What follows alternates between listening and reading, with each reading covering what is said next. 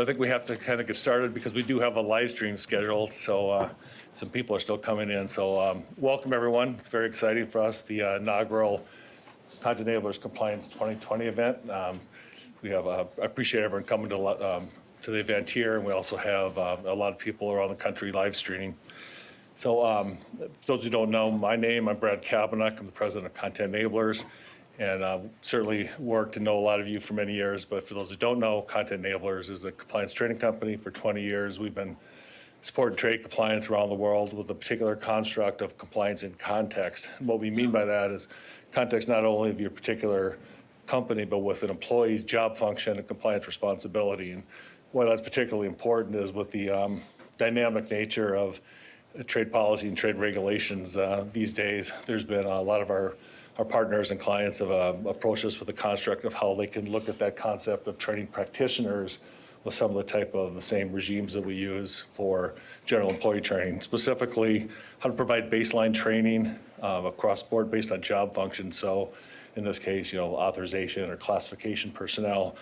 Once that training is done, how to keep that content updated and embedded with company procedures and policies, and also kind of an emerging idea is how can you make some type of academic accreditation, and which is a new concept for those of us in this community.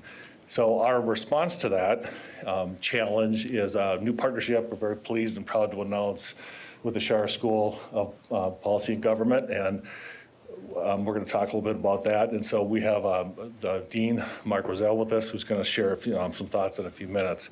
But just a quick note, kind of what Compliance 2020 is, what the concept is, and why we're here today. Welcome everyone that's still coming in. So in collaboration with Schar, the idea of using today to kind of frame some of the emerging issues and policies that are going to be in the forefront in 2020 from the regulatory construct.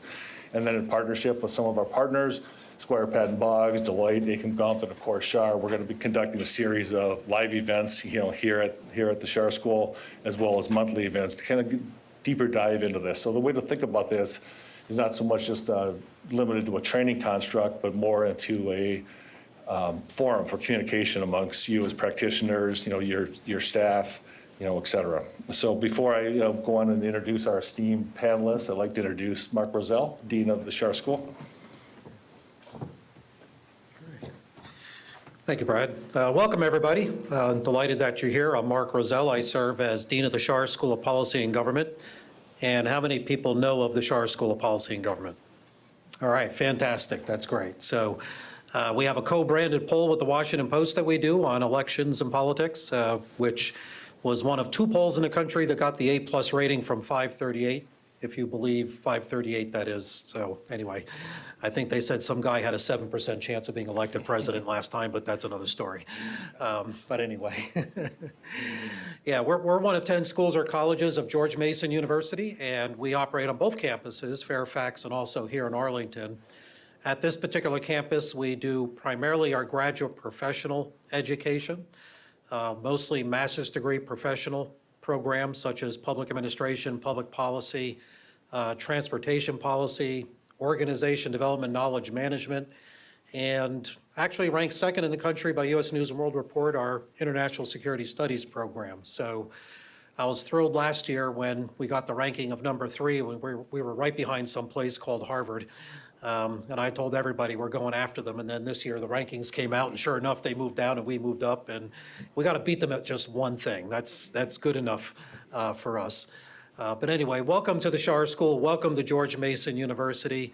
Delighted that you're here. I really look forward to our collaboration with Content Enablers. Thank you. And look forward to meeting some of you later, as deans often have to do.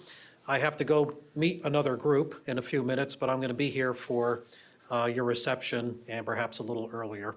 So good luck with your program, and I will have an opportunity to meet you in just a little while. Thank you. Okay. Great. Thanks, Dean.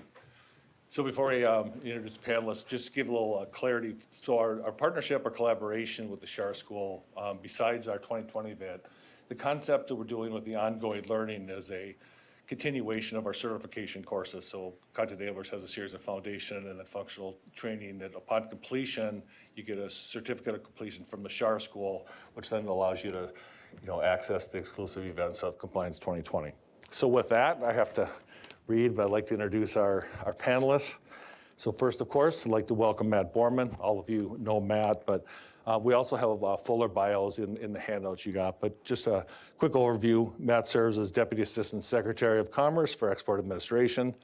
In this position, he's responsible for implementing BIS controls on export of dual-use military items for national security, foreign policy, non-proliferation, and short supply reasons. In addition, he oversees BIS's programs to ensure that industrial resources are available to meet national and economic security requirements. BIS's implementation of the Chemical Weapons Convention and BIS's implementation of additional protocol to the U.S. IAEA agreement. Prior to the appointment as Deputy Assistant Secretary, Matt served as Acting Chief of Enforcement and Litigation Division of the Office of Chief Counsel for Export Administration. So again, welcome, Matt. Also, on the right, I'd like to introduce my friend and colleague, Candace Goforth. Again, most of you know Candace. She's the Managing Director of Goforth Trade Advisors, and she's also currently a member of DTAG and is on the Board of Directors of SIA, and she also serves as the Director of Content Enablers Editorial Board, we're proud to say. All right. Candace previously served as Policy Director and the Director of Defense Trade Controls at Department of State, where she administered the Department of State's implementation of President Obama's Export Control Reform Initiative and was intimately involved in the revision of the U.S. munitions list and commerce control list.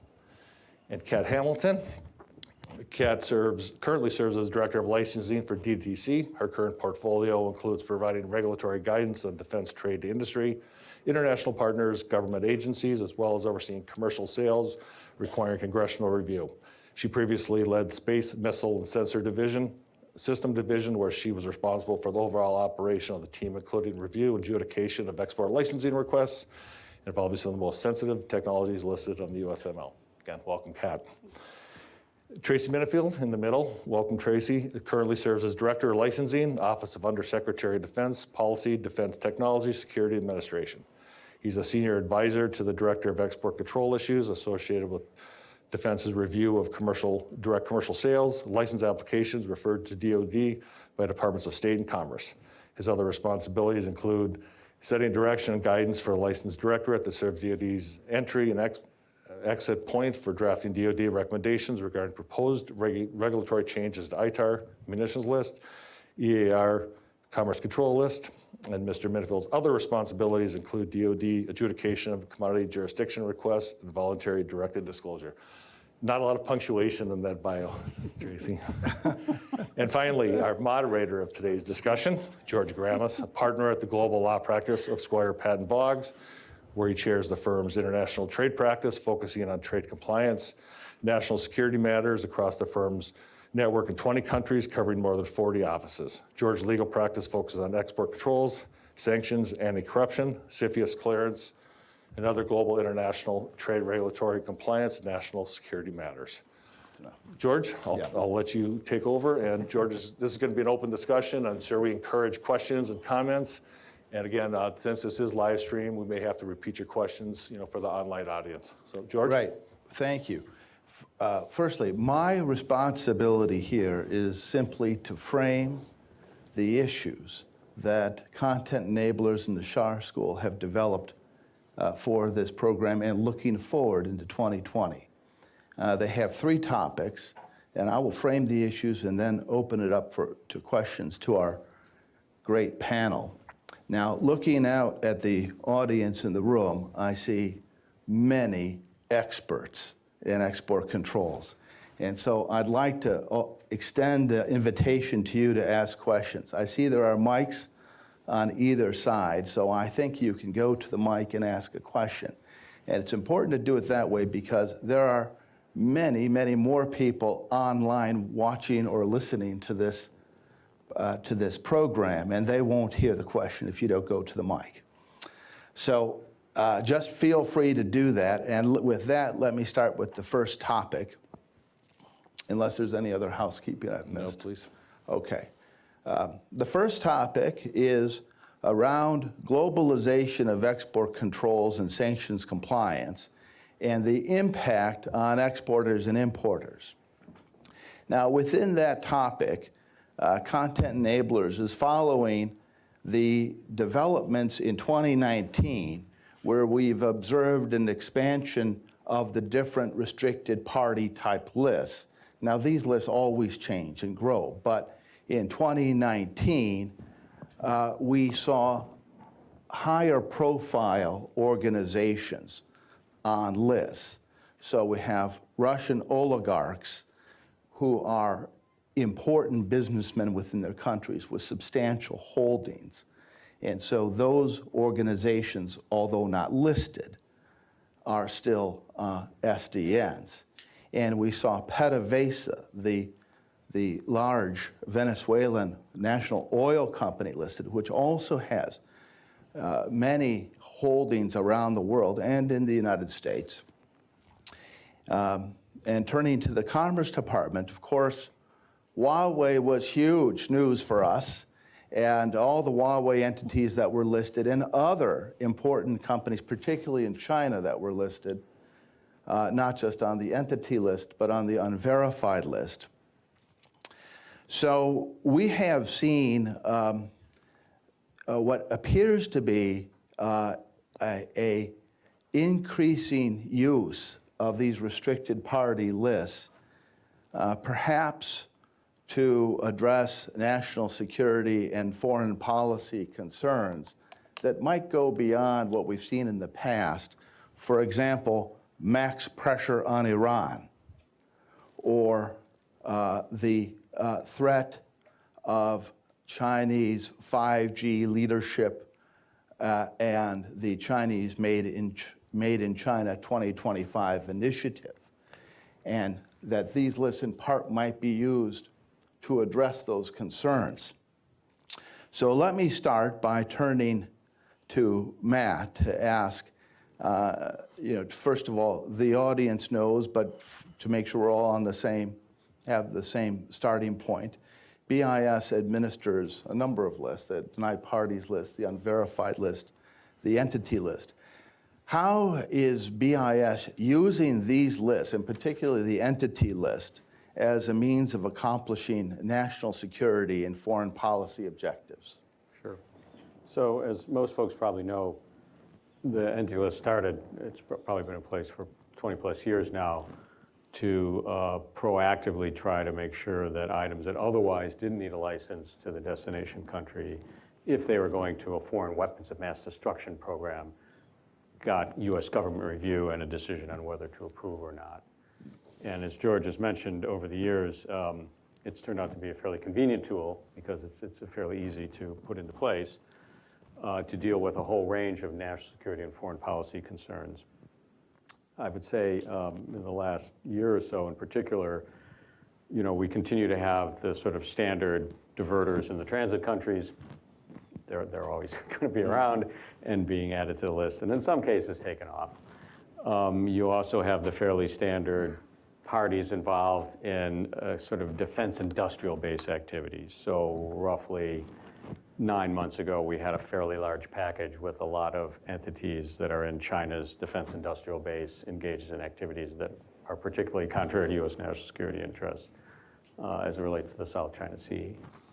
And then you've probably seen some things that we had expanded in terms of how we think about national security. The first one being we put a Chinese DRAM fab that was about to come online in Fujian province called Jinhua on our entity list. And that was really because of a national security concern about supply chain. So in this case, it wasn't an issue of the DRAMs going to a Chinese military end user that was the basis for putting this fab on the list. But it was that they had been indicted for stealing massive amounts of a US company's intellectual property to design and develop DRAMs. DRAMs are not controlled for national security reasons. They're not controlled multilaterally, so they generally don't need a license to go to China, for example. But as you can imagine, they're in a lot of national security applications. And in this case, because of the allegations of the massive amounts of IP theft, we didn't want to take the risk that at some point in the future, we the US may be dependent upon DRAMs using this pirated IP that would be then going into U.S. military or other national security applications. So that certainly was a new application or a new way of thinking about national security. Then, of course, we put Sugan, Hygan, and some related parties on the list. Some of those were the more traditional. They have public information indicating they do work that supports various Chinese military activities, including their exascale high-performance computing capability. The other thing that was a little bit new there was some of the other parties were added because their largest single investor is Sugan. And the challenge, I think, is no matter how good a Chinese entity's internal compliance program is, at the end of the day, if there's a large investor that's essentially operated by the Chinese government, it's hard to be satisfied that any requirements we would have in terms of their use of U.S. items subject to the AR would comply with whatever their internal compliance programs are, let alone the AR. Then sort of on the foreign policy side, we did the listing related to the Chinese repression of human rights in the Xinjiang province, where we have both state entities and commercial entities who are implicated in the massive human rights repression there. So that's really a foreign policy. And generally, most of the parties on the entity list are national security based in some way, but this was the first where we really went the foreign policy route, human rights being the foreign policy interest there. And then, of course, Huawei, which from the Federal Register notice, folks will know we put them on the list because, again, they were indicted for violating the financial services part of the Iran embargo, as well as obstructing the investigation into that alleged violation. The Huawei affiliates outside of China were put on the list as a prophylactic matter because we would not have a lot of confidence that just because the party in China was put on the list, that they wouldn't try to procure things that need a license directly to them indirectly through one of their foreign subs. So, George, you're right. We've really been sort of using the entity list both in its traditional sense, but also to address some of these new national security and foreign policy challenges that we now see. Thank you. Now, anyone else on the panel like to add anything? No. Okay. We don't have OFAC here represented today, but part of this issue is certainly about OFAC.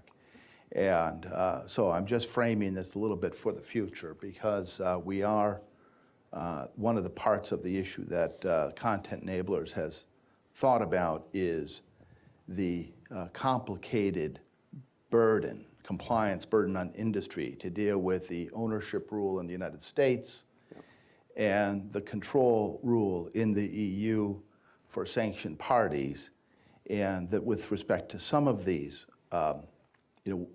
organizations that have substantial holdings, it means that companies are expected to know the owners of their customers and suppliers and business partners to confirm that the entity they're dealing with is not actually on the list because of its ownership. We don't have that exact problem under the EAR, but we do have an issue where I think you suggested is addressed by the way you handled Huawei, that there can be affiliates of organizations on a list that could be acting as the alter ego or somehow essentially acting on behalf of the listed entity. And so that too creates a kind of burden on companies to implement an effective compliance program and to look beyond just the identity of the party with whom they are dealing. Now, companies that make a mistake might be held, technically could be held strictly liable for that mistake. But it's certainly some form of they certainly have to employ some form of a risk-based approach to achieve compliance because it's inherently impossible to have perfect compliance in searching lists. So I think one of the areas of interest to us is the government's expectations for industry. And And in a sense, whether there should be some view of a lesser degree of enforcement against companies that don't have the same capabilities to implement the expensive programs through their ERP systems that larger global companies are capable of doing. What are your thoughts about that, and what should companies be doing of different sizes, large companies or SMEs, to mitigate their risks as they're looking at these lists and are concerned about the relationships of their customer or business partner to other organizations? Sure. So the starting point, of course, is always any party that's exporting, whether they're the manufacturer or an intermediary, have to make sure they understand the classification of their item. Is it on the USML or not, to start with? And if it's not on the USML, where does it fall in the CCL? Now, when you're talking about parties on the entity list, for example, generally speaking, if it's subject to AR, its EAR classification doesn't matter, because pretty much every entity list listing covers all items subject to AR. So, even this chair, if somebody wants to export it to a party on the entity list, you need to come in for a license, and it most likely has a presumption of denial. But that's the starting point. Another outcome of it, the export control reform effort of the last administration, which I think is maybe less recognized than the restructuring of the USML and the movement of lower-level military items from the USML to CCL, is the consolidated screening list. And that's a tool that even small companies can avail themselves of, which certainly is a very strong baseline. The challenge, of course, is you run your foreign customers not on that list. What more should you do? And there it really goes back to the red flags. If there's anything in the transaction that suggests that the party that seeks to procure something from you is somehow affiliated with a party that's on the list, even if their name doesn't show up in the consolidated screening. And we do as much as we can to give illustrative examples of red flags to help in that. If you end up shipping an item without the required license, certainly we have enforcement discretion, because, as George said, on the administrative side, if a license is needed and not required, it's strict liability. It doesn't matter whether you knew one was needed or not, which, of course, that puts you in the criminal realm, but even on the administrative side. But certainly, we have the ability to take mitigating factors into account. Certainly, the size of the company, the other relevant facts would be taken into account as potential mitigating factors. Yeah, I mean, for example, a smaller company that, say, has not been able to afford to integrate within their ERP system a high-end search tool to search the list and to apply a fuzzy logic to the name that you're searching on, might be relying just on the consolidated list. Right. And just using a find function on the Right. consolidated list, which might mean that if they don't spell it the same way, Right.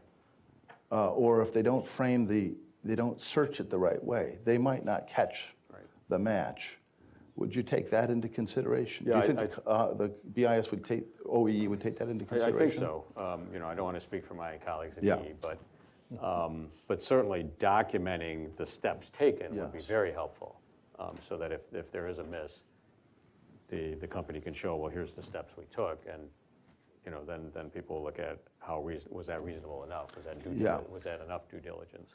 Maybe, Candace, you could comment on how you have seen different companies situated in different ways address this issue, and what are sort of the trade-offs in efficacy of different approaches that you've seen.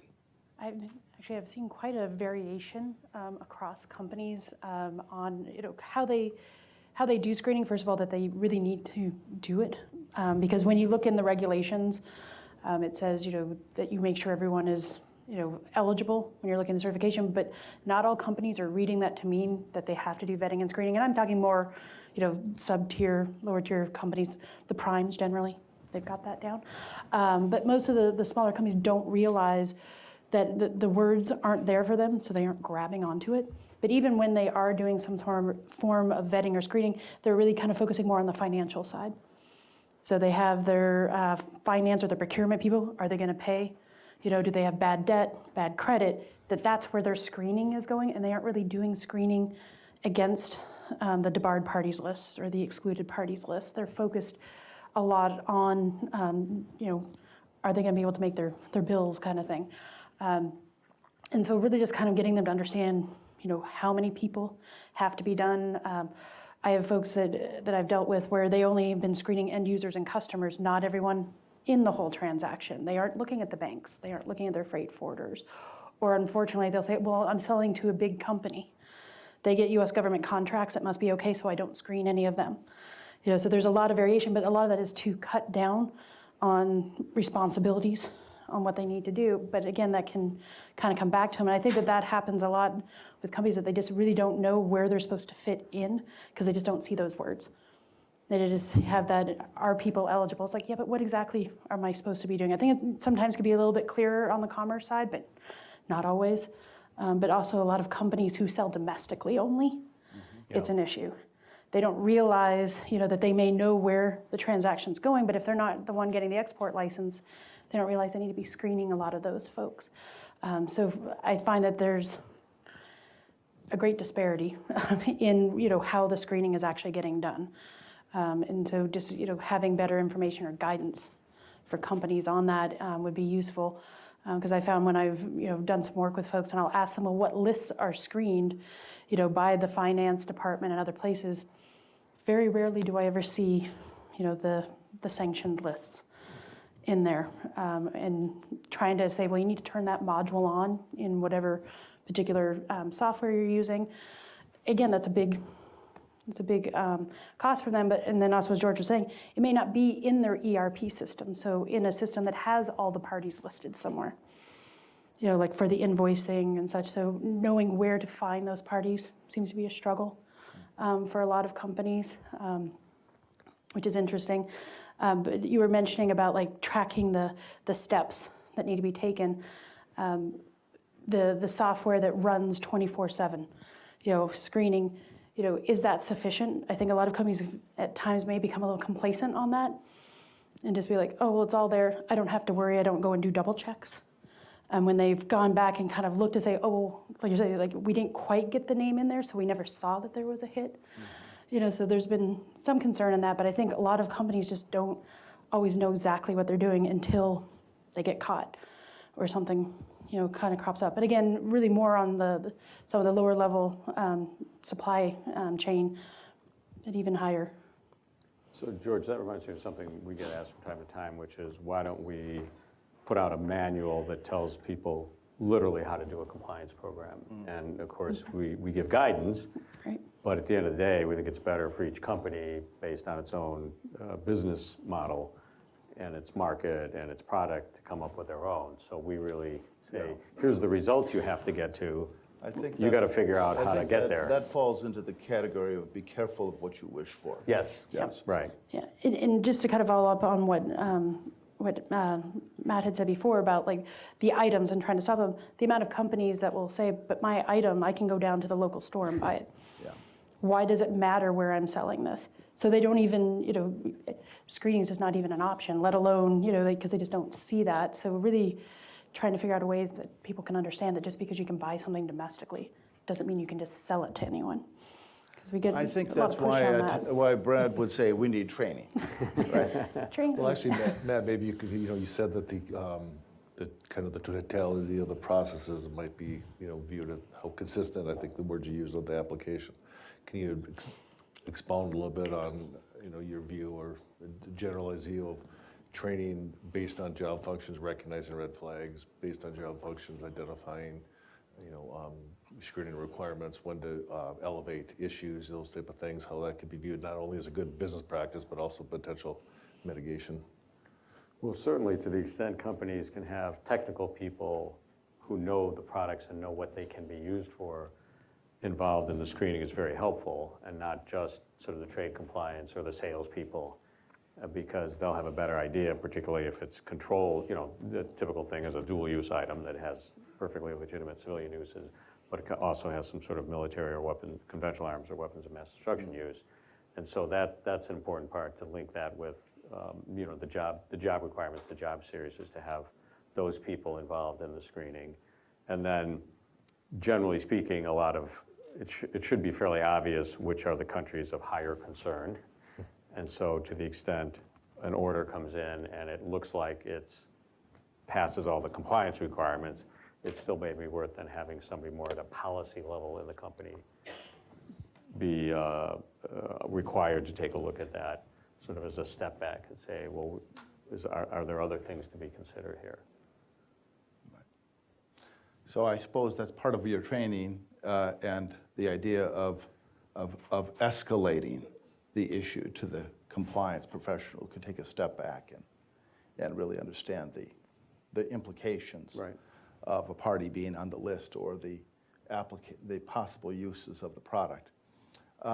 Candace, what about companies that you might advise who are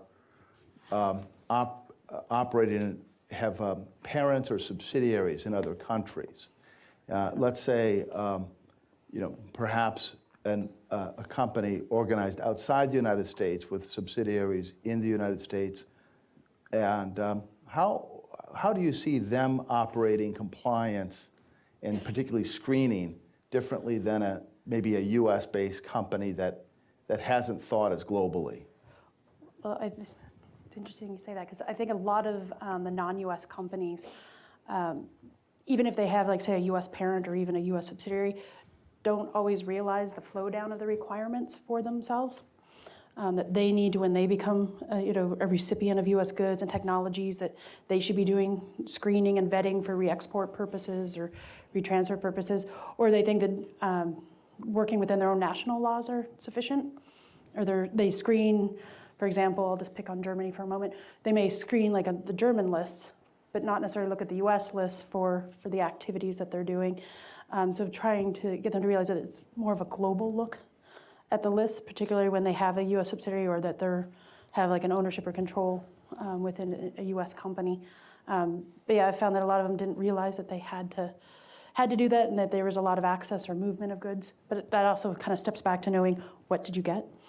Did you get U.S. Munitions list items? Did you get commerce controlled items? And kind of managing that. But a lot of companies rely, I think, a lot on the de minimis application, so then they don't come back and ever look at the lists. So I've seen a lot of that angle coming in. Let me see if anyone in the audience would like to ask a question on this topic of screening transactions and how this has evolved in the direction, I guess, of using these lists, in particular the entity list, because it's easy to use in a way to implement national security and foreign policy. Any questions from the audience before we move on? Okay. Feel free, though, if you think of it later, to bring it back up. We don't mind. Next topic is the expansion of export controls for emerging and foundational technologies and the consequences for the defense industrial base and the supply chain. Commerce, as I understand it, well, first of all, Commerce has already produced a sort of notional list of emerging technologies, viewed, I think, maybe as a starting point, not as a finish line, just to help frame the issue. And maybe you can comment on when we might see a similar notice of advanced rulemaking on foundational technologies, which I understand might not be a list, but structured a little differently. But even for emerging technologies, as I understand it, you will seek to roll this out in different parts of that list of emerging technologies as you're ready to bring them out in final rules, if they go through Wassenaar, or as unilateral rules, as proposed rules probably, because that's what the legislation required if it went through ECRA. And as we see these come out, we are going to have new licensing requirements, as we understand it, for these technologies that will impose a license requirement very often on technologies that today we think are no license required to most destinations. Also, we understand that this could have an important impact on the CFIUS review, the Committee on Foreign Investment in the United States, and potentially expanding the review of transactions involving foreign persons' equity participation, even a non-controlling participation, or access rights in a company that has this type of technology. So maybe we could just start by talking about the how Commerce will roll out these controls and the role of Wassenaar in that process. Let me even start with a step further back. Yeah. In a sense, every year there are 4 multilateral export control regimes, and every year the U.S. government goes through an emergency process, defense, state, commerce, to identify changes to the control list of those 4 regimes. And typically in any one year, there'll be some U.S. proposals to add controls, to clarify controls, or to reduce controls. That's a standard, typical kind of package.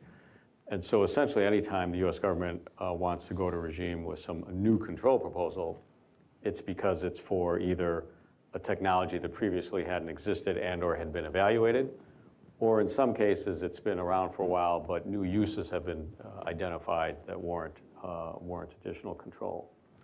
So this is not sort of a new concept for us, but it has come to a lot more prominence because in the original CFIUS reform bill, the Foreign Investment Risk Review Modernization Act, FIRMA, there was a particular provision that would have made the transfer of critical technology as defined in the bill to a foreign JV partner as a CFIUS-covered transaction. And there were many in Congress and industry who said, well, wait a minute, if you're really concerned about the technology, you shouldn't get at it just when it's transferred to a foreign JV partner. You should have more systematic, comprehensive controls on that technology, and that's, of course, what export controls is for.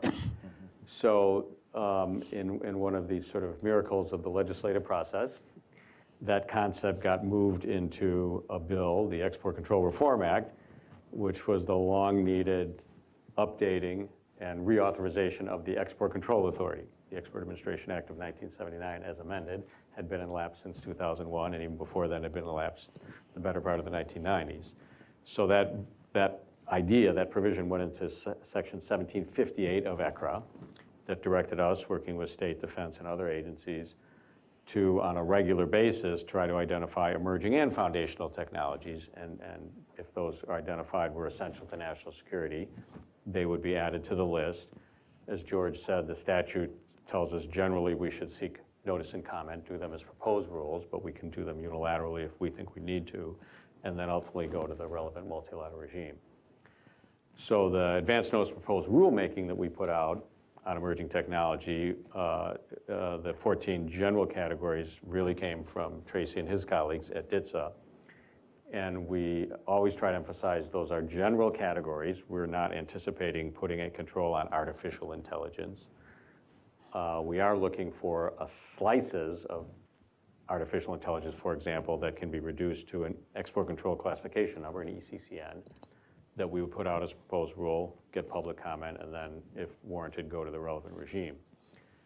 We've actually done the first round of these, if you will. They really came out of the Australia group and the Wassenaar arrangement in 2018. We had one new control on a type of DNA synthesizer that came out of the Australia group's emerging technology working group.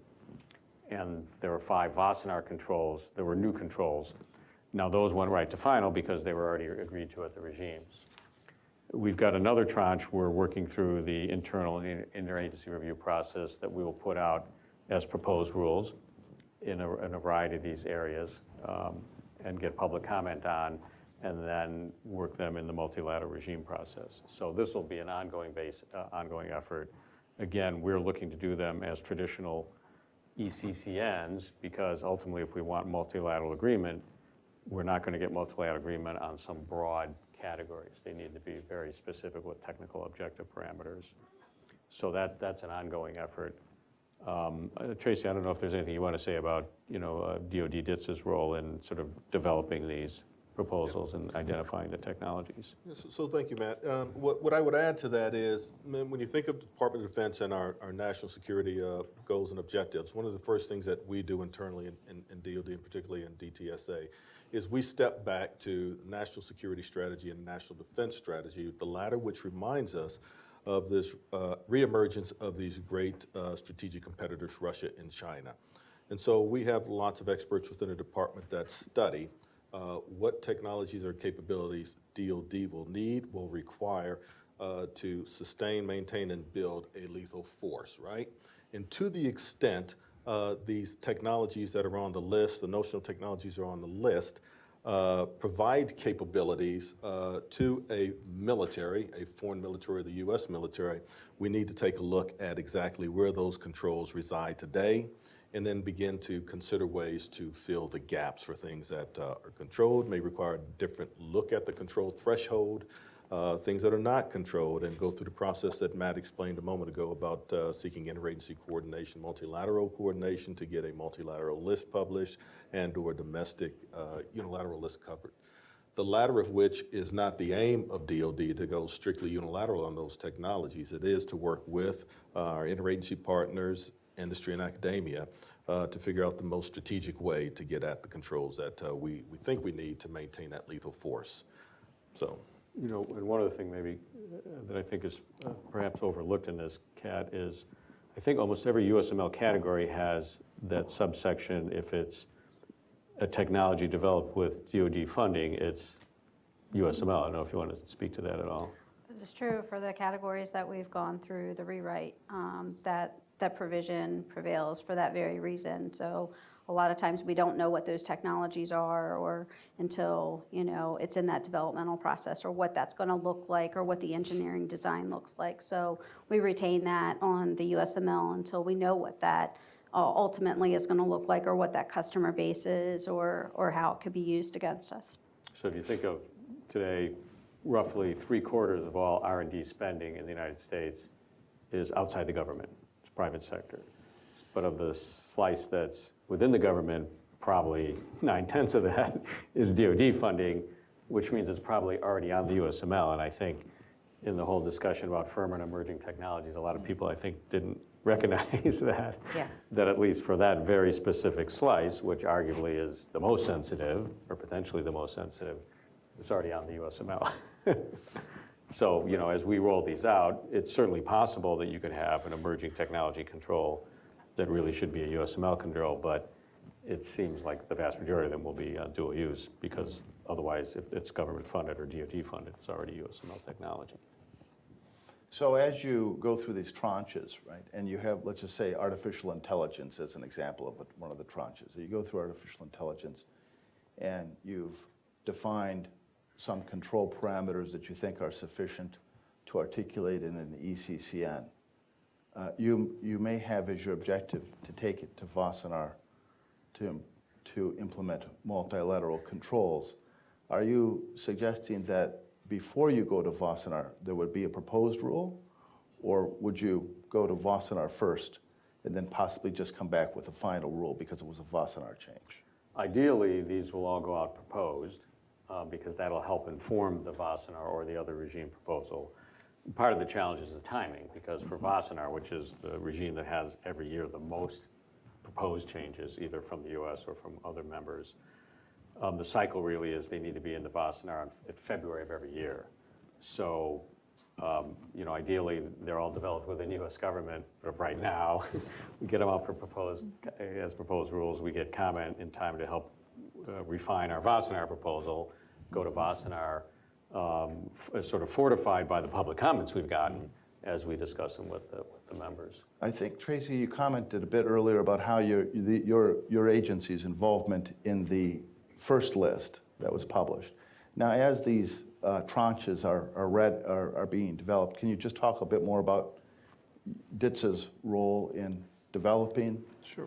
the control parameters? Sure. So perhaps for those who don't know, I see many faces in here who are familiar with DGSA, DITSA.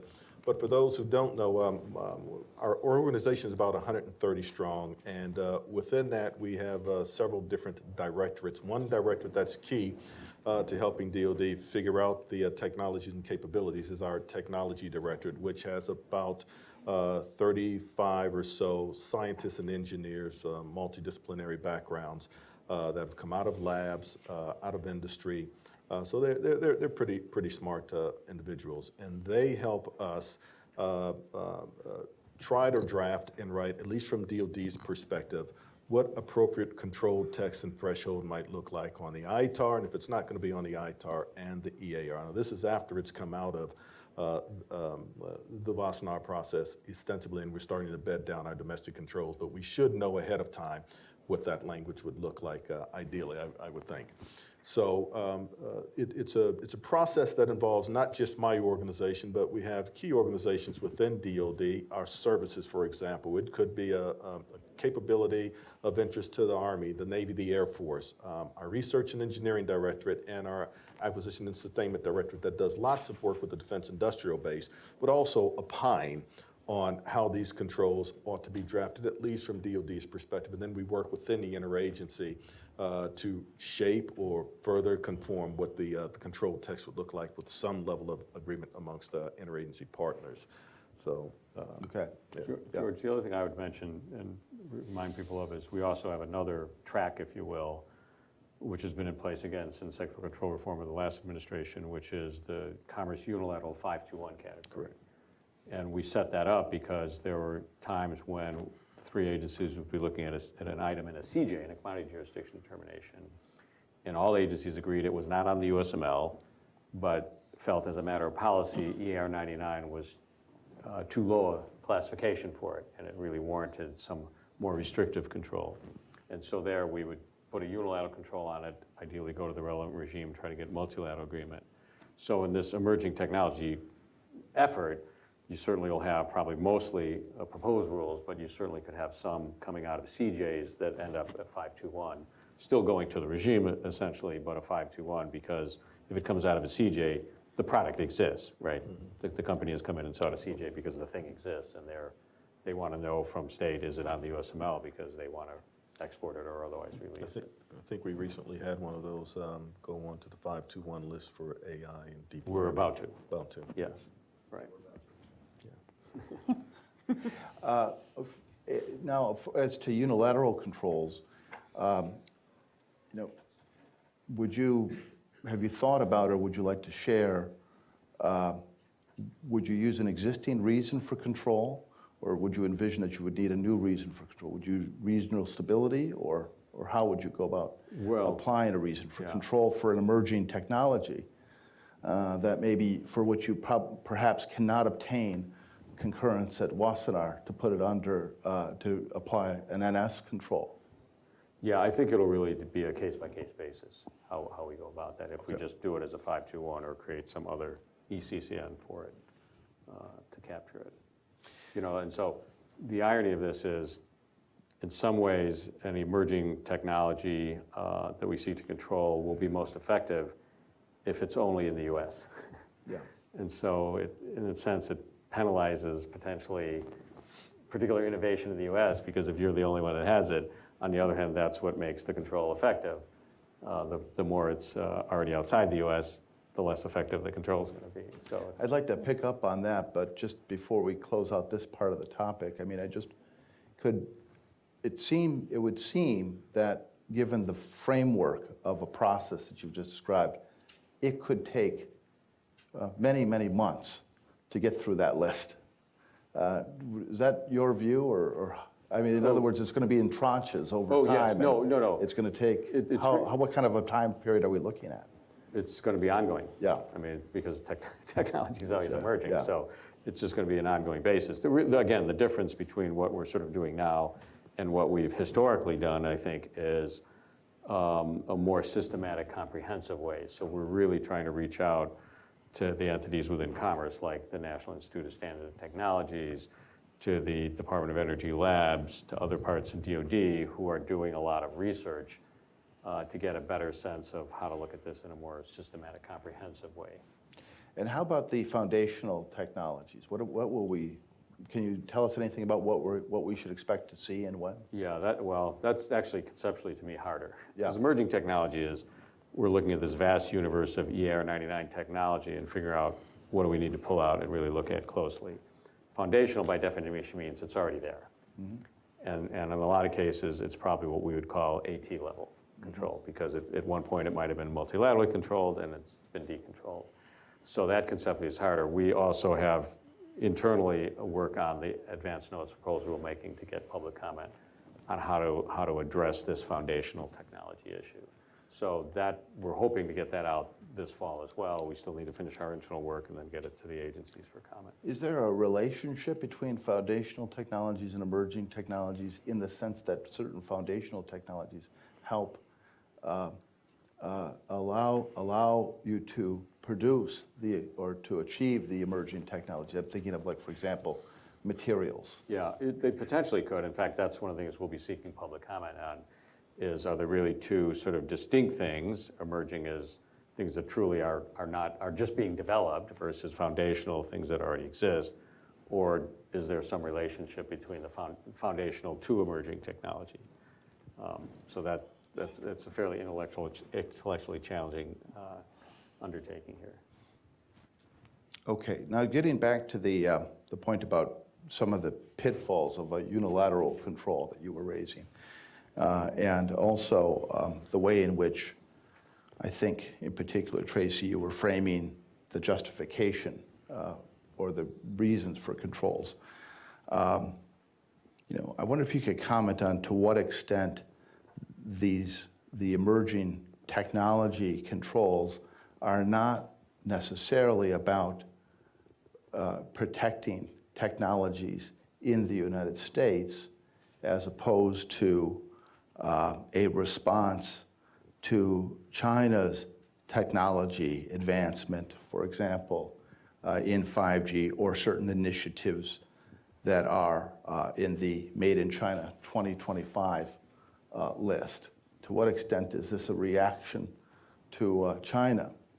Well, again, I'll go back to the NDS. So we recognize that, and China has pronounced its 2025 goals, and we recognize, again, in the NDS that it's important to maintain a lethal fighting force, period. How do you do that? By ensuring that you have the technological advantage. So defense has never been in a position to try and stifle innovation in the U.S. Through the use of export controls. We've got a pretty high success rate, I think, in terms of our recommendations for approving licenses, particularly dual-use licenses across the board, greater than 90+%. That is also derivative of the way we set export controls with commerce and with state. So is it a direct response or reaction to China? I would say it's something we've been doing at least since the existence of DITSA, right? Back in the old Cold War days, when we had the old COCOM, and we knew that Russia back then, or the Soviet Union, was coming in and getting our technology, then using it to further its military capabilities. So same song, new day, similar partners or countries out there presenting a strategic and competitive challenge to us. I think back to the mid-1990s when we had encryption controls, and encryption was available in many other countries, and yet we imposed controls on encryption, which perhaps were to slow down the proliferation of encryption, at least for a period of time, to help us catch up with our capabilities to decipher messages. If there were fewer items out there encrypted, you needed less assets to decrypt them. Is there any of that going on, of attempting to slow down the development of emerging technologies? Not from what I've been involved in, no.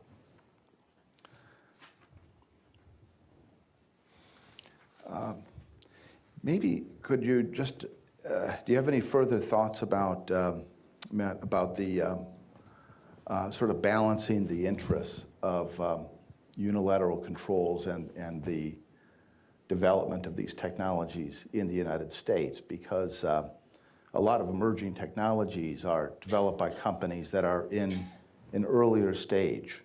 So at very early stages, they might have funding, and when they're production ready, they might have funding.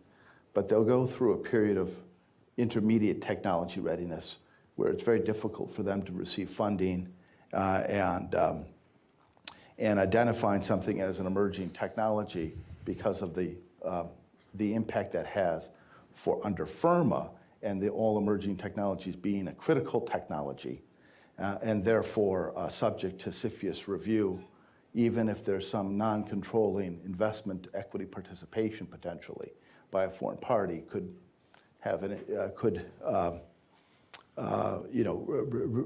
limit the capital that's available to these companies in the growth stages. Any thoughts about that? Well, one, as you mentioned, I think earlier, Section 1758 of the Export Control Reform Act lays out a whole series of factors we need to look at, including effectiveness of control and impact of a control on competitiveness and innovation.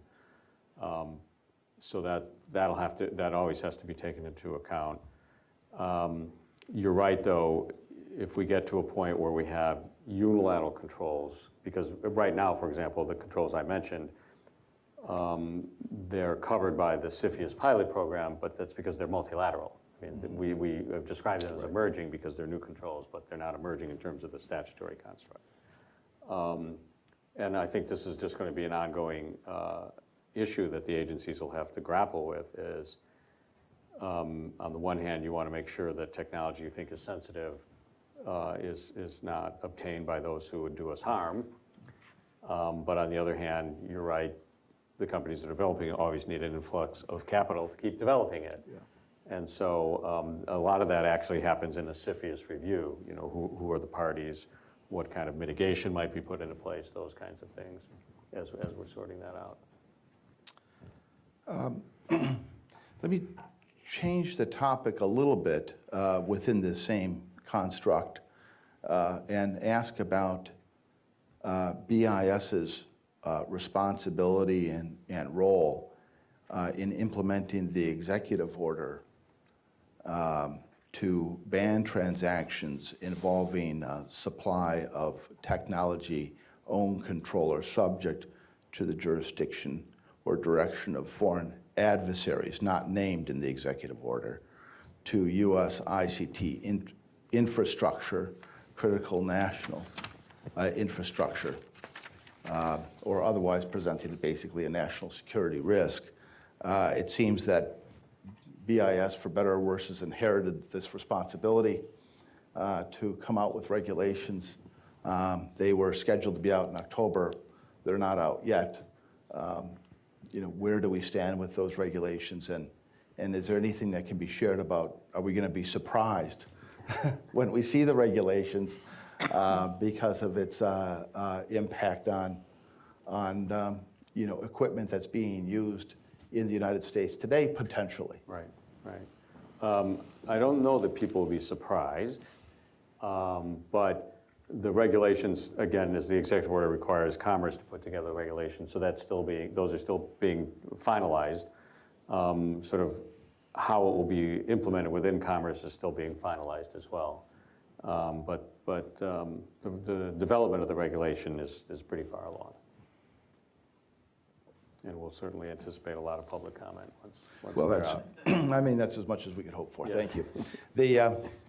Let me turn to Candace and say, you know, we talk a lot more about CFIUS in the context of export controls now because of the passage of the Export Control Reform Act and the Foreign Investment Risk Review Modernization Act, which really were companion legislations under the Defense Reauthorization Act. And they have a lot of interconnection that we've touched upon. And so under CFIUS, we have under the pilot program already a mandatory filing requirement for certain transactions, as we said, that involve critical technology and pilot program industries. But as FIRMA is more fully implemented, it won't necessarily be tied to a pilot program industry, but still critical technology, this emerging technology, foundational technologies are all critical technologies. What is the role for an export compliance professional in being aware of these new requirements that for the first time do not require a foreign person to have control of engage in a transaction that grants them control of a U.S. business? Sort of any kind of equity participation potentially could be a triggering event if you're in this type of technology. So perhaps it could extend to a joint venture, for example, or something that's more of a strategic investment, but has still some foreign equity participation. So what should compliance officials within organizations do to help their companies spot and address these issues? Well, I think with any of the trade compliance officials that they really kind of need to have a broad understanding of just all the regulations that can really kind of impact them. And I think that's something that I do see in companies that they're kind of a little narrow in what they're looking at, because it's just what is the transaction that is coming to my desk today versus broader thinking of some of these rules, especially ones like you're saying that didn't traditionally probably impact their day-to-day, or that they don't foresee anything, but being able to have understanding about that.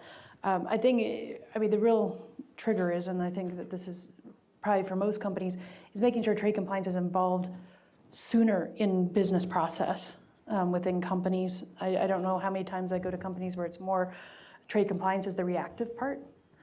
They're not in the business development side. They aren't involved in, some of the procurement or just some of the things that are going on that they don't know. So they aren't there to give a warning flag. They aren't there to raise their hand to say, hey, but wait, we might need to consider this or this other area. But oftentimes they're brought in at the end to just do the paperwork, just go get the license at the end, and not really understanding that, again, people haven't been screened or whatever. But now with this new area, that there's a potential nexus that wasn't seen before, and people who've been, working in other functions in the company aren't going to catch. But it's just, again, just more understanding. I think the day is definitely gone from when, pre-ECR, when if you did military equipment, you just kind of focused on the ITAR and that was it. You didn't really look too many other places. Now there's just such a broader realm. And I don't think people understand when they identify or trying to build up a trade compliance function, just how broad the knowledge base really has to be. So I think it really is just more, they're just going to have to get into it and try to understand it at least enough to understand their own red flags for it. It seems like these are the trade compliance officials within an organization would be a really critical resource in this assessment, which is about critical technology. Is the technology on the U.S. munitions list? Is it in the Commerce Control list captured by one of the reasons for control that makes it critical technology? Is it emerging technology or foundational technology? Who else in the organization will have the experience to know? Right, and it usually is a mix when you think about it. And I think that this is something else we've seen with things that have happened in reform and stuff, is that trade compliance is definitely more of a group event. For a lot of companies, should have always been a group event, but it's becoming even more pronounced to be that. It was a lot easier when everything had a big, nice catch-all, but now you have to bring in your engineers. You have to bring in folks to actually look at some of the control text to really understand it. So it is definitely more of an involved group. So I don't think it's just one person, but there needs to be definitely someone who can raise the flag to stop everyone to do that review. But I think that that's where companies struggle, is just like, well, who do you ask? And then how do you get them all trained up and everything, to answer the questions? I know for myself as a non-engineer, sometimes it's hard to have those discussions and make sure that I'm getting across the question I need to ask, to get that there. So there's a lot of the communication, I think, is kind of growing now, but it's always been kind of a bit of an issue. Yeah, and I think for trade compliance officials, when folks higher up in the management ask, why do you need more people? Why do you need another software screening system? All those resources. The answer is, The reason export controls are complicated and will continue to be complicated and probably get more complicated is they're trying to address specific policy issues. You know, we could have a system that's extremely simple that would control way too much or way too little.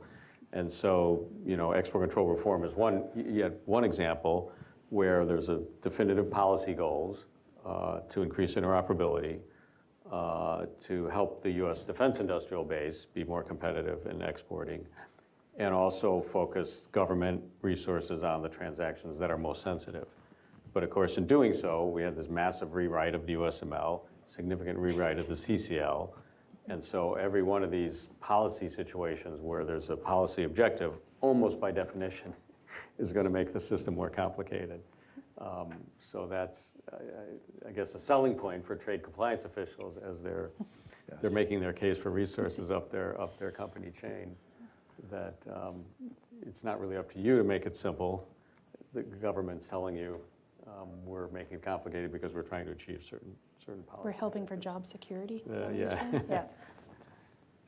That's a perfect segue. But before I do, any questions about emerging technologies, foundational technologies, where this is heading? Please go up. Go ahead and take the mic right there.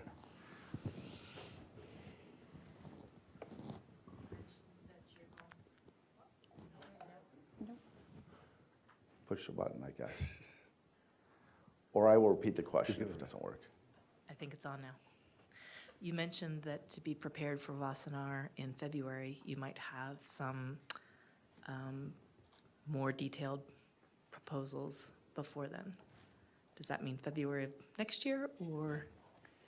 Now, ideally, February of 2020. No, we've got several that are in various stages of at least internal, in some cases, interagency review that I'm hoping we're going to get out over the next few weeks.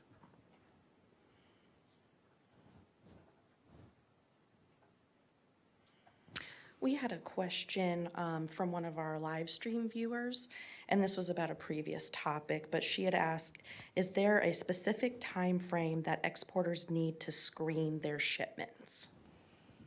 So I think the question that's being asked is, you know, a key question is not just who you screen, but when do you do the screening, right? Because you could do the screening on a transactional basis, or when you put a new party into your ERP system.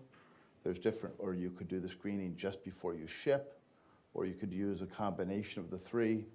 Is there a certain time to do the screening? I was going to say, I tell people, as soon as you get a name, you are screening from that day forward. But there should be milestones, because you know the initial contact with someone. Hey, can I even talk to this person? You know, can we even talk about our products? You know, and this is where it gets into making sure you're involved with everyone. Because even if you do know that they're okay and you can start that discussion, their status could change over the time of the producing the item, sourcing your parts, or by the time it gets to ship. There's a reason why a license is 4 years long, and status changes over that time. But I see that in a lot of companies, they do it at shipment. It's just like, but how did you know that you could even do business with these particular folks? And this is particularly true for like the using exemptions and exceptions, or no license required activity. They aren't doing it as soon as they know about these folks, like new vendors, new suppliers. But I think that is probably one of the bigger areas that's a concern, that some people may be doing the screening, they're just doing it too late. And at that point, how do you stop a transaction when you've already been paid? The goods are ready to be shipped, and but I think as often as possible, as soon as possible, and ask the questions of, who are your intermediaries? Who's this all going to be touched by? I think probably the area that I see the least amount of people identified, for especially on the ITAR side, is logistics and freight forwarding in other countries. The amount of times it's just, FedEx, or FedEx is probably a bad example, but a shipping company that'll get it to a country, but then it's just like, but how is it getting from the airport or the port to that facility? And they're just like, well, they're just going to get it. It's just like, really? It's just like, that's amazing. But it's yeah. It's walk itself there. Exactly. Or shipping to embassies and things like that. It's just like, it doesn't just get dropped from the air into the compound. I mean, it's got to get there somehow. But I think, just as often as possible. And I will let the rest of the panelists say something if they'd like, but I think they'd probably agree. Yes. Any other questions? Okay, then our final topic is refinement of export control principles continuing application of regulatory changes, and uneven application of regulations. Could cover a lot of ground. But the particular area that we decided to focus on today is export control reform and where we are today and some potentially unintended consequences. So originally, export control reform was envisioned to have a single control list administered by a single agency with a single set of regulations, and we're not there, and maybe we'll never get there. But we still have two lists, but we in a sense try to treat them as a single list through the order of review concept. We've tried to harmonize technology between the ITAR and the EAR to bring them closer, particularly with respect to defined terms and some exceptions, for example, for dual and third country nationals. But we still have two different systems and two different agencies, and perhaps the only commonality is DITSA. And so we sometimes see situations develop that are hard to understand depending on what your position is in the supply chain. So for the example we wanted to talk about was a armored vehicle manufacturer seeking to procure a suspension system. And the armored vehicle manufacturer might treat the RFP package as ITAR controlled because the requirements that are specified in the RFP package are based on information that the vehicle manufacturer has about the vehicle, which is ITAR-controlled data.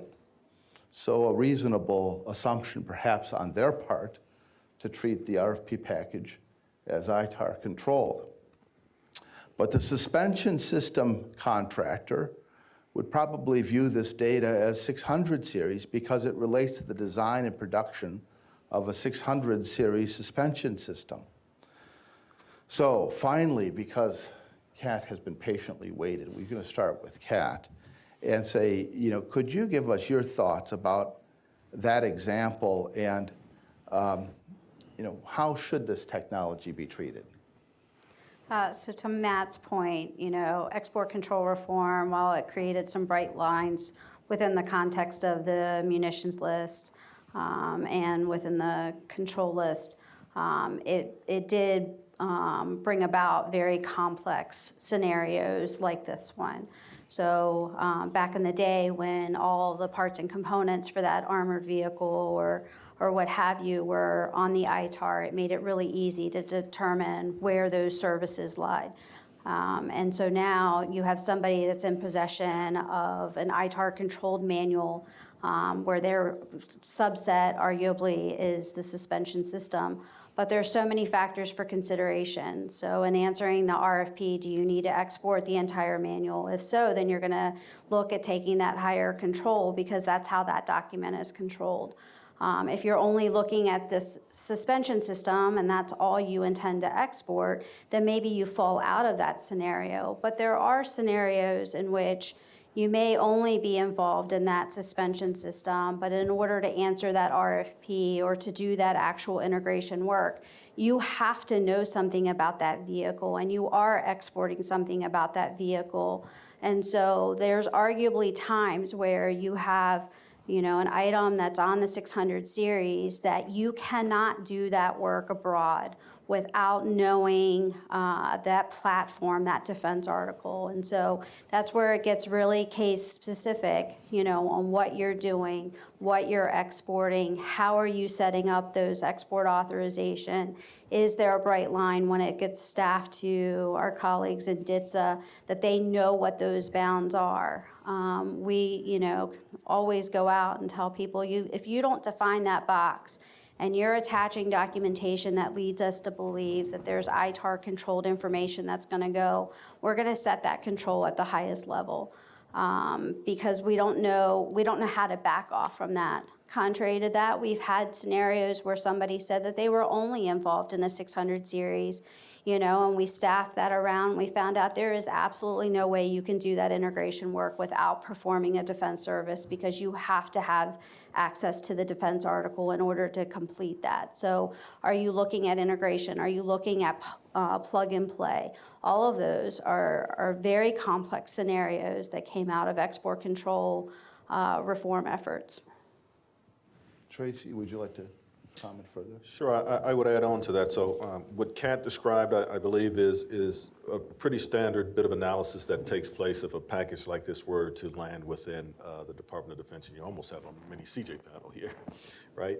So we would certainly take a look at where the technical data that the vendor marked ITAR resides within the ITAR, somewhere under Category 7, we would presume.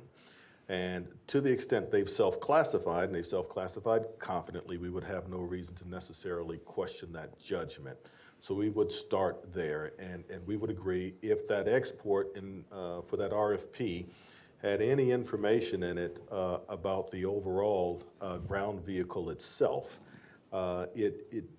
in that level of information was, again, within Category 7, then we would concur with their marking that as ITAR.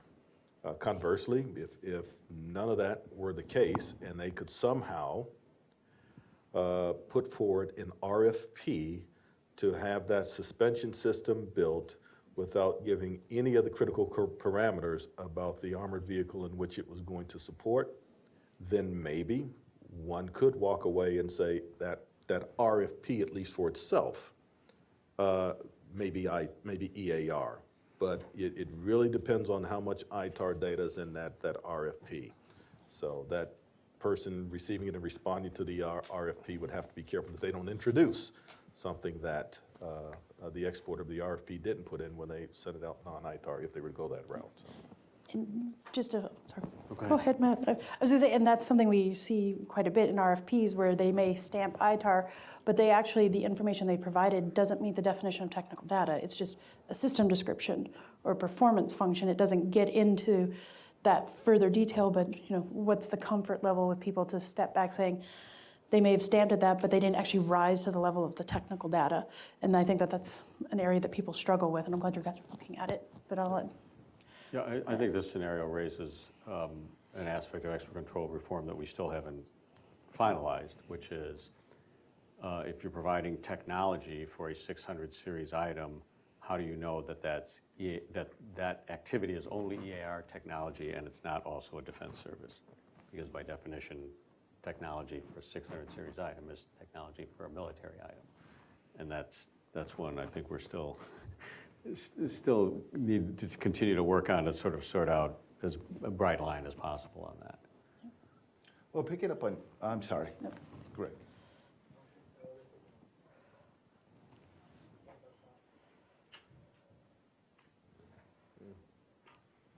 It's a good thing we all work in a technological field. Yeah, right. Oh, there we go. I just tell me. So your scenario raises an interesting question.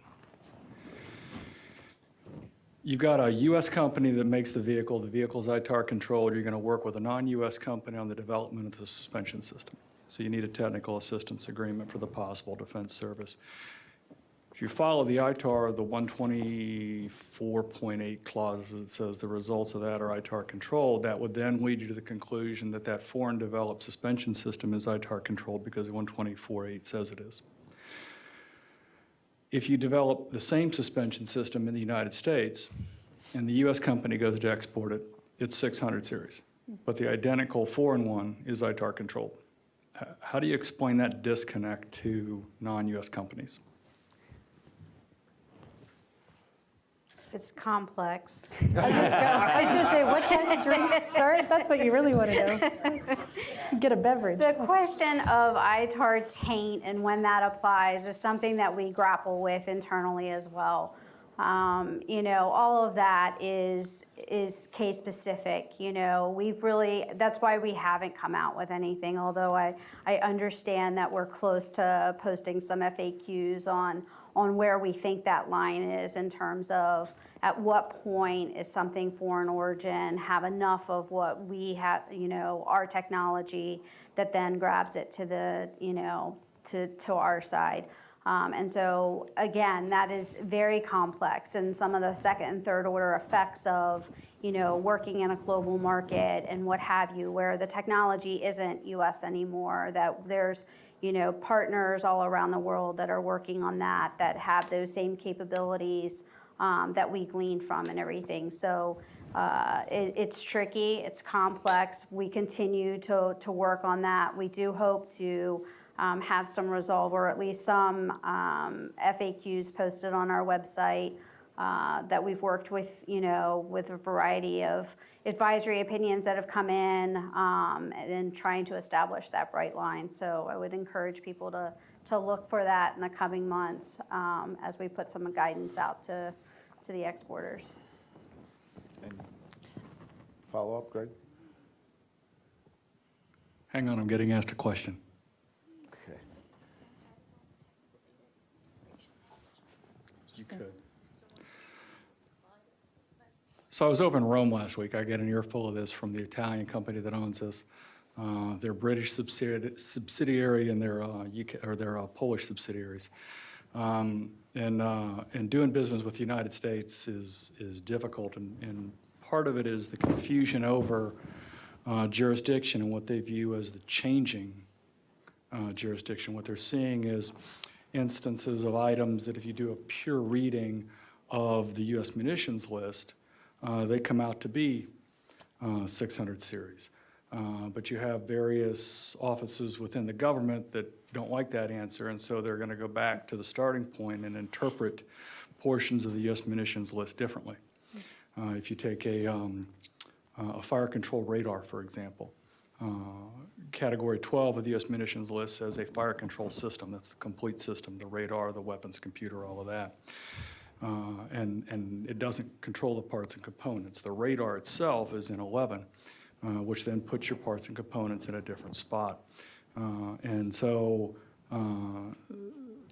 that is being questioned. So now they've got items in their supply chain that were originally commerce controlled 600 series, and they're set up for those rules to where now they're being challenged that some, the U.S. government now considers those parts to be ITAR controlled, which means now they've got ITAR taint in their system, and they're really not happy about that. And so then with regards to the interpretation of the list and the quality of control of the system, can state and defense sort of speak to the training procedures you've got in place and the procedures you have in place to sort of safeguard, if you will, the U.S. munitions list as it's written? Sure. So for defense, so the best way I can answer your question, Greg, with respect to training. We have trained technical folks, as I indicated earlier, in various disciplines that know this technology far better than I do. And so the idea is, I believe, to get some consistency out of defense on how we view the existing control text to be applied. And I think depending on the way the facts are submitted to us and how we go back to an applicant for greater fidelity, our knowledge can evolve in terms of certain aspects of the technologies and the parts and components. So we don't have any internal formal training. What we have are internal controls to assess and evaluate some level of consistency that we're putting out. That's about as far as I'll go with that. Anything else, Kat? So from a state perspective, I mean, we rely on Tracy's group to do that analysis. I don't have any engineers on staff that are looking at that, but I would say in working with a number of engineers over the years that while you can establish a bright line within the ITAR or try to, engineers also disagree. And we see that through escalation processes, you know, as it relates to a license, as it's to determine jurisdiction, whether it's classification and all of those different things. So, you know, each of these engineers bring a different background to the table. And they look at things from a different lens and everything. So we try to get that right. You know, we try to have things, to your point about fire control systems, you know, that wasn't a bright line before. I thought after ECR it was going to be a bright line where those systems were all part of Category 11. I just recently learned that some of those parts and components are captured under 12 again. So we're trying to do that. We'll take that back as we're revising the list to make sure that parts and components that DITSA really wanted to control didn't fall out through the right of 11 and what have you. And just as a one thing, it's also sometimes outside of DITSA and DDTC. We find that like some of the program offices and others still have not been quite educated on the changes and direct a lot of times through to their contractors that you need to treat this as ITAR, even though it's no longer on the U.S. munitions list. So I think that that's also a struggle, is just not just within the organization that's actually responsible for this, but also some of the flow downs to the programs and such who are continuing to try and say, we think it should remain. I work with a lot of companies on, you know, how do you go back to your customer who's telling you to treat it a way that you can't because it's not on the list anymore. We should work on that. Yeah. Ideally, what we like is a consistent set of facts coming in, right? Facts come in. We sometimes may agree that the facts, you know, are not the facts as we see them. But they're nonetheless the facts. And that's why we have an interagency process to help guide us through that level of disagreement. But Let me go to Dennis over here. There's some magic button you have on to the top. push. Dennis, it's on the top. Must be ITAR controlled. Yes, right on the you don't have the authority. Tamper-proof.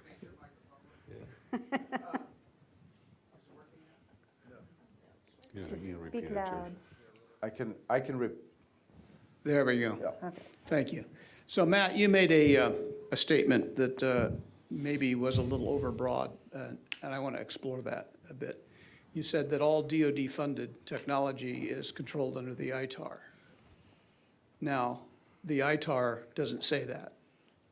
It says only certain things that are in development are presumed. So I wanted to explore that a little bit because DoD is funding lots of technology developments for products that are not enumerated on the ITAR, and they aren't in one of those specific categories that say, if it's funded by DoD, it's under the ITAR. Am I reading that right, or just? I'll defer to Kat on that one, but. I'm not sure. I would say that there are probably some technologies that aren't specifically enumerated, but a lot of what DoD is funding, you know, it's reasonable that it's falling into one of those categories, or DoD wouldn't be funding it. That's not to say that that's a wholesale, everything is covered under there, but. So we have an So, example, Dennis, Kat. just Yeah. to add to that. Yeah, the provisions I'm thinking of, and I think they're in almost every, if not every USML category, is if it's in development and being funded. No, it's not. It's only in a Okay. few. Yeah, it's All not right. every It's only in a category. few categories. Specifically here, we've got a product that is not enumerated, but DoD is funding technology to make it able to produce more of it faster, cheaper. But the product itself isn't enumerated. And the question then is, by DoD funding, does that capture it under the ITAR or not? Because it's not in development anymore, it's made, it's just being improved, is that what you're saying, No, it's Dennis? in development still. Well, but the product itself, The product that would be, is being developed is not enumerated. okay. Yeah. Wouldn't you want to wait until that product is finally developed to really determine its home? You're jumping over, I think, the DoD funding to a product that's already developed that's going to be Well, improved. this points out another problem, and that is the technology standard is tied to a product. Right. And that isn't necessarily always true either, is it? I mean, I think that's one of our long-term policy issues, is how do you get to technology that isn't tied to a particular product that you've defined? Specifically with software, because I know that there's products out there whose capability depends not on how the hardware is designed, it depends on how the software is designed. Sorry, you're in a loop here. But to get back to this one, this is a specific product. There are categories in the EAR that say if you reach this performance, you're under this ECCN, and there is no category in the ITAR to capture anything higher performance. But DoD is funding the technology development so that it can be produced instead of at $1,000 a pound, it can be produced for $100 a pound. That's the objective.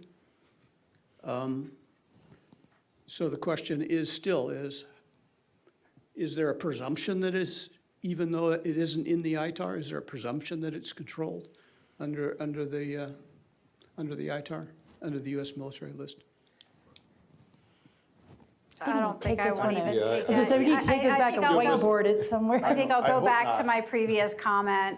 Export controls is complex. Okay. I don't want to get in the way of Hypothetical hypotheticals and render a jurisdiction on the spot for a fact pattern that I'm missing probably 20 pieces to. So I'm going to bow out of that one and say it's complex. Happy to take that question back, though. Thank you. Yeah. Someone over here? Yes, hi. I wanted to go back to the conversation about the entity list and specifically the addition of Huawei. And I guess I'm trying to figure out if there's lessons learned from that, from BIS operational perspective. I know, Matt, you said that the Huawei wound up on the entity list because of its financial sanctions activities with regard to Iran. But as we know, that there was a lot of things that Huawei supposedly was doing wrong. And in fact, it's become one of the trade issues between the U.S. and China. And I think that sends a signal, and it's definitely a precedent. And we haven't seen that before.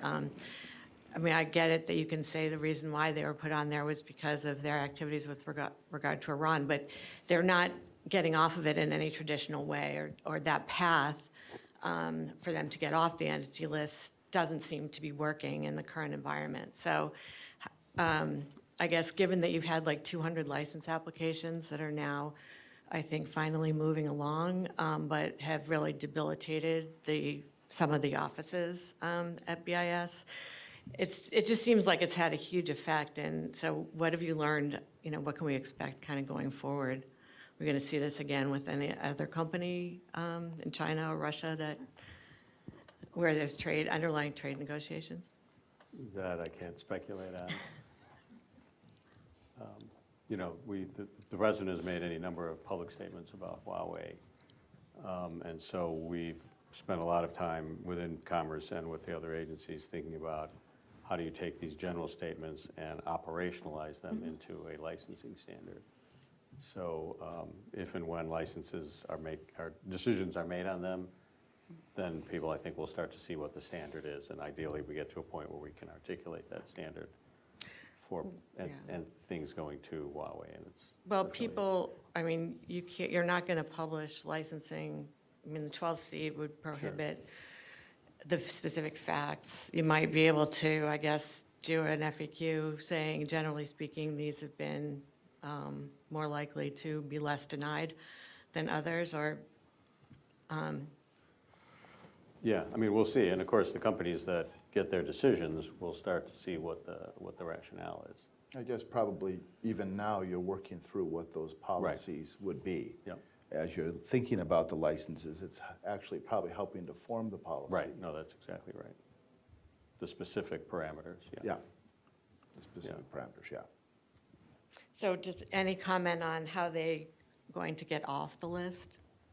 Would it be getting, I guess, I'm drawing a parallel between ZTE and Huawei, where ZTE, there was, a very well-documented evidence of them there, and then they they paid a lot of money, they decided to do the consent agreement kind of set up, and that was very much what we were comfortable seeing. So I guess I'm wondering if Huawei could take that path, or whether because it's stuck into the big picture, it may not take that path. It would really be up to Huawei as to what actions they would seek to take or proffer to have their status changed. Okay, thank you. It's possible that Huawei reflects the lessons learned of ZTE. Yes. We had another online question. How is GDPR affecting screening policies? Oh, I think what they're driving at is that if you're conducting screening in Europe and you need to have certain information about the party in order to complete the screening, or perhaps because there was initial hit to clear the red flag, there might be a GDPR issue associated with either the initial screening or clearing the red flag. Do you have any comment on that? I mean, Or- beyond seeing companies like putting in, putting GDPR specific information into like their terms and conditions and different things, I haven't really had anyone bring up specifically that issue. If anyone else would like to comment on that, please feel free. There's otherwise, okay.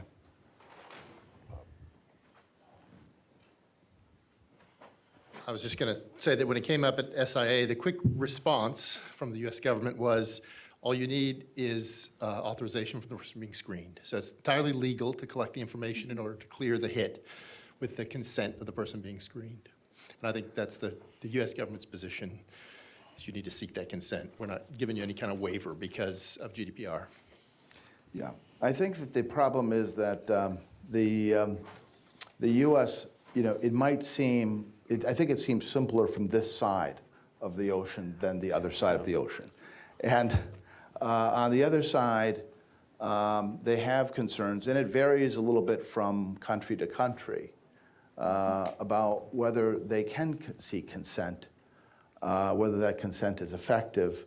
And I think that the companies have to have some strategy about how they're going to resolve a red flag. And it might mean pushing the screening to your business partner in some respect, to have them do something because they have access to the information that they can't share with you. But it's a very fact-specific situation. I think it depends on not only the laws of that country, but the privacy policy of the customer or business partner.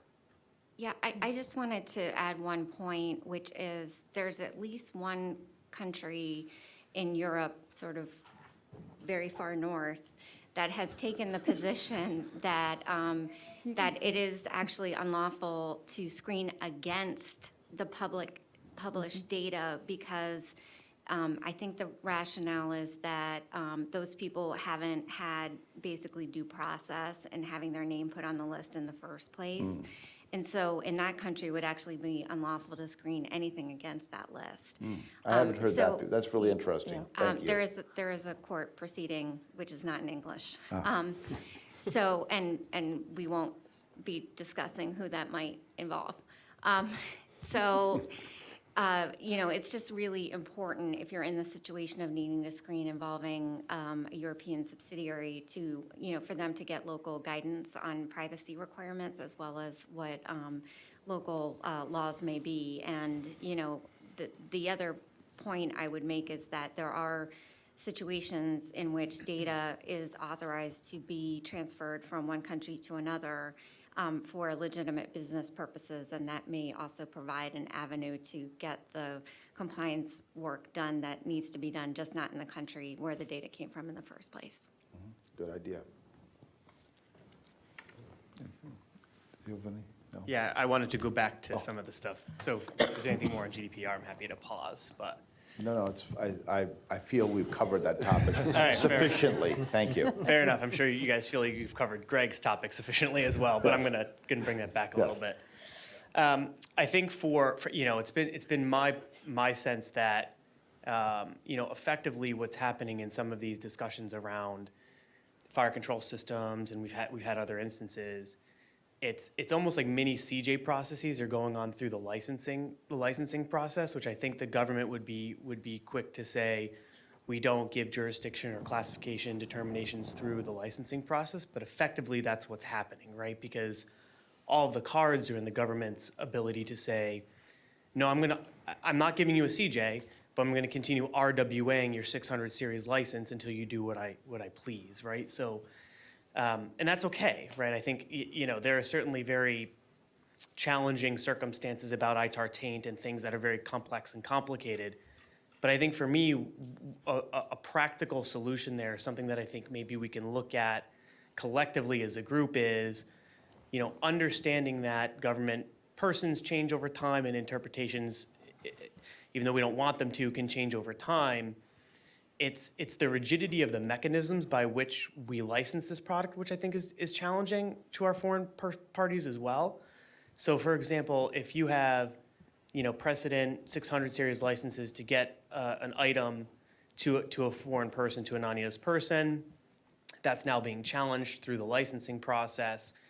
I think sometimes it's been my experience that companies are way quicker to push back on that classification because they know, even if it is nuanced or if it's changing, well, first of all, we've been told and requested to do this classification internally, and there's been some level of validation by getting a number of licenses in that world previously. But it's also, if we say, okay, we'll take this one, it's now, I have to go back and potentially amend my agreement, get an agreement re-signed, submit an IFO license. So, that decision of, hey, I have precedent cases over here where I've been licensing this product and this should come out in 30 days, is now a 6 or 8 month lead time potentially to get that thing that I just got to you guys. And maybe I have other licenses still in play that license the same product or similar product. I think if we can work on some flexible proviso sets or some ability to have, and I know it's challenging because the jurisdiction under BIS might not allow you to license certain products or certain technology, but I think that's a way where we can maybe find a balance between, okay, maybe some fire control systems were captured under 12 and maybe we always wanted them to be, but practically speaking, we, the government, have been effectively approving of your classification via these licenses and I know the licenses are not CJs, but isn't that a little bit what we're doing in having these discussions now through the licensing process? So if there is going to be a change from one licensing mechanism to another, isn't there a standard proviso set, a standard condition set you can throw on a 600 series license that says, we still think these are ITAR, here's your new rules of the road, which are a little bit more strict, a little bit more ITAR-like under your 600 series license.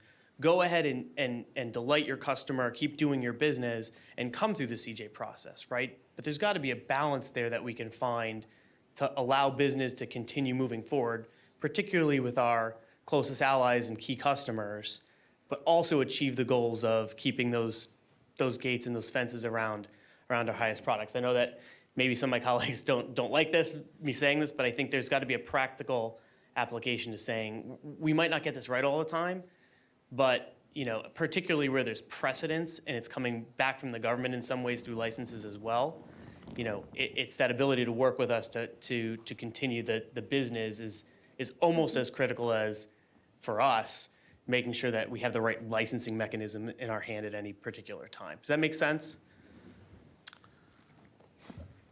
So maybe I'll take that one first, because I think I'm sure the licenses are coming from DOD, right?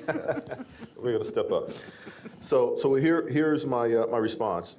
First of all, I will acknowledge a couple of your key points as being fair, that individuals do change over time, and as new licenses come in, there may be a different perspective on how that item is actually, or which jurisdiction it actually falls under.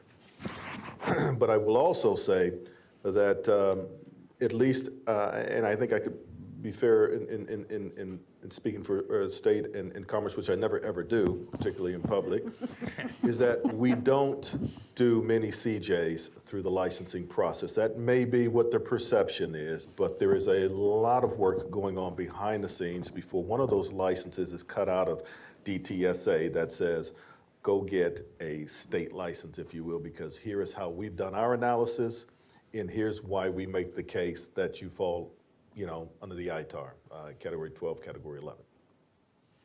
I can't speak for those decisions that were made early. If they happened during the watch, then we could certainly go back and look at it. But what I will offer to you, we can do this afterwards. I'll give you my card, and I want you to present to me the business case you're talking about regarding a specific transaction. You may have already had it. We may already see it. It may be somewhere in these agencies. I don't know. But certainly would be willing to look into it and drill down into how we got from 600 series yesterday to ITAR today, and would simply ask that, my experience is typically we have to do a lot of pulling. I won't be pejorative across industry, but there are companies where we have to pull data to really get what I call the facts. And some are better at it than others in providing that up front. And as I think Kat said earlier today, with a license or anything else, if it is not clearly defined for our engineers, we're looking at probably 17,000, 16,000 ITAR licenses, and maybe a little more than that, 20+ thousand of commerce licenses a year. And so it has to come in right the first time. It has to present enough information for us to make that analysis that day or that week or that period of time to put forward a DOD recommendation back to state and commerce, and then we let the regulatory agencies do what they're here to do, which is to issue some sort of government authorization or response back to industry. But I'm very interested in the problem fire control system has come up a couple of times today. We know those are tough categories. If you recall, Category 12 was not an easy one to get out the door, right? So Category 11 is still being, looked at closely. And so I would just offer, let's have that discussion offline, and I'll commit to you to see what we can do to make it better for you. First of all, I just want to know, is the give me your business card open for all of us? No. Sure. But I think just to kind of follow up these are the on, kind of problems we want to help try to resolve. Yeah. If we're perceived to be the cause of the problem, we're not going to duck from it. Right, but I think that the issue that Dan brought up is really important, because the flow down, I've dealt with a lot of non-US companies who have been in receipt of all this 600 series stuff that now all of a sudden been told that they now have to treat it as ITAR and holding it and don't know kind of what to do with that. They kind of get a little lost with it. And I had someone I knew that ended up having to go in to get re-export requests for things that they had sold as 600 series for like 4 years, and then had to go in and get re-export requests. And those re-export requests for something that had already been approved to the exact same territories on a 600 series took almost 5 months. And it's that sort of thing, that flow down. It's not just always with the applicant, but like you're saying, explaining to your customers, yes, I've been doing it this way with you for a while, and now how you treat it. But then what do you do going forward? Like, how do you manage all those products that may have already been sold? And I think that there's a flow down to that. So we would make that offer to anyone. Yeah. But these were the result of CJs or just No, these are position on the licenses, license? positions on licenses. So to the extent that we're talking about the fire control parts, and because this is something that's kind of newly developed, I think there was a series of conversations internally about where does this stuff lie. And I know that some manufacturers were really frustrated because they were trying to get a license from us through a variety of USML categories and kept getting RWAs. And so they even got, creative in trying to put the end-use platform as opposed to just the radar system to see if the part and component may have fallen in 6 or 7 or 8 and all of that. And that's incredibly frustrating, and I get it. Those same parties were also submitting licenses to the Department of Commerce and then getting RWA that it was ITAR controlled. And so this is a do loop. It's a second and third order effect of having what we thought were bright lines and everything. So we'll certainly take that back. I don't think fire control radars are the only category. I think we've had questions about CCAs and all of those types of things as well. But this feedback is helpful for the interagency to work through these. As you know, we don't want to do jurisdiction through licenses. That's why we don't put an RWA that says, look here. We always point back to the order of review, which is another do loop for industry and incredibly frustrating, because sometimes I'm like, it's not here. It really is here, but I can't tell you that because then that's circumventing the entire CJ process. And so we have to be careful with that as well. But I think all valid points and certainly something that we can take back for interagency dialogue. Thanks. Okay, so just to wrap up, I think that this has been a good, very helpful discussion. Thank you for those comments. And it's interesting how we can have a problem because we do our best, have our best efforts to apply the order of review and the specially designed test and can end up in a place where the reasonable people could disagree about the result, and it can put us in a bad position. And also, I think to Candace's point earlier, that potentially the OEM can have a lot of influence over the treatment of technology that maybe should be 600 series. And it's hard to go back against that once the OEM has taken a certain position. And perhaps exposed us to the kind of problem that Greg was highlighting earlier. Look, there's going to be an opportunity to ask more questions potentially over drinks because Brad and Content Enablers has arranged a reception for us. But I want to turn the floor back over to Brad at Content Enablers to ask his final wrap-up question of all of you.